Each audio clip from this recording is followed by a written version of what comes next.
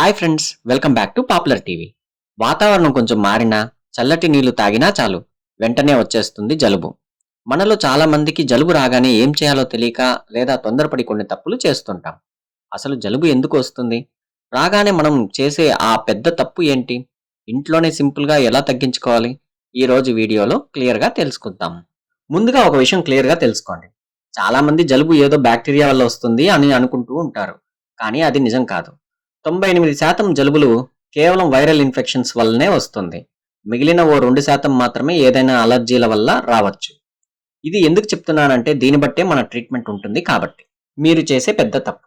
ఇక్కడే అందరూ ఒక పెద్ద మిస్టేక్ చేస్తుంటారు. తుమ్ము, ముక్కు రావడం స్టార్ట్ అవ్వగానే వెంటనే మెడికల్ షాప్‌కి వెళ్లి సొంతంగా యాంటీబయాటిక్స్ వేసేసుకుంటూ ఉంటారు. ఫ్రెండ్స్, ఇది చాలా పెద్ద తప్పు గుర్తుంచుకోండి. జలుబు వచ్చిన మొదటి 5-7 రోజులు ఎట్టి పరిస్థితుల్లో యాంటీబయాటిక్స్ వాడకూడదు. ఎందుకంటే ఇందాక చెప్పుకున్నట్లు ఇది వైరల్ ఇన్ఫెక్షన్. వైరస్‌పై యాంటీబయాటిక్స్ పనిచేయవు.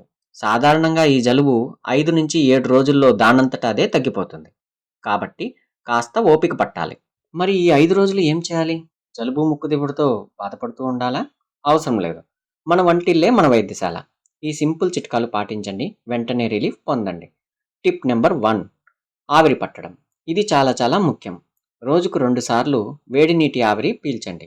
దీనివల్ల ముక్కుదిబ్బడి ఈజీగా తగ్గిపోతుంది. అంతేకాదు, జలుబు వల్ల వచ్చే ఇతర సమస్యలు రాకుండా ఇది కాపాడుతుంది.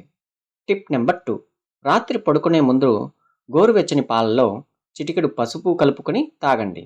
ఇది మీ రోగనిరోధక శక్తిని పెంచుతుంది.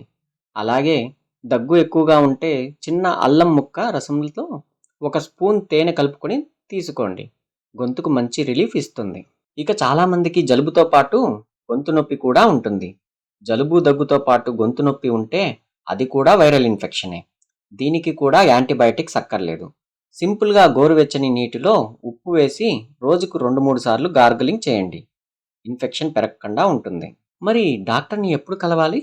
మీరు అన్ని చిట్కాలు పాటించినా 5-7 రోజుల తర్వాత కూడా జలుబు తగ్గకపోతే లేదా జలుబు లేకుండా కేవలం తీవ్రమైన గొంతు నొప్పి మాత్రమే ఉంటే అప్పుడు అది బ్యాక్టీరియల్ ఇన్ఫెక్షన్ అయ్యే ఛాన్సు ఉంది.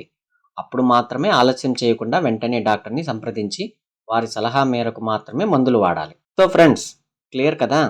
జలుబు రాగానే కంగారు పడి యాంటీబయాటిక్స్ వేసుకోకండి.